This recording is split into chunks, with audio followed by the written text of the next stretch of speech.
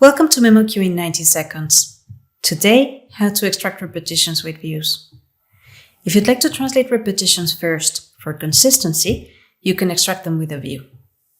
To do so, open your local project, select the documents where you want to extract repetitions from, and either go to the Documents ribbon here and use the button Create View, or right-click over your selection and go to the option Create View.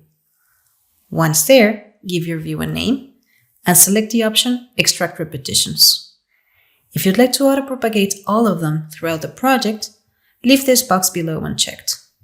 If you'd like a view with only one instance of each, and then use the translation memory to pre-translate the rest, check one occurrence of each.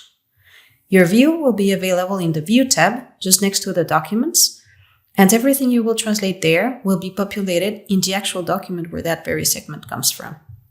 If you'd like to check, you can click on the Jump To option and then click on Yes. You will be sent to the document where this comes from. You can now pre-translate repetitions first.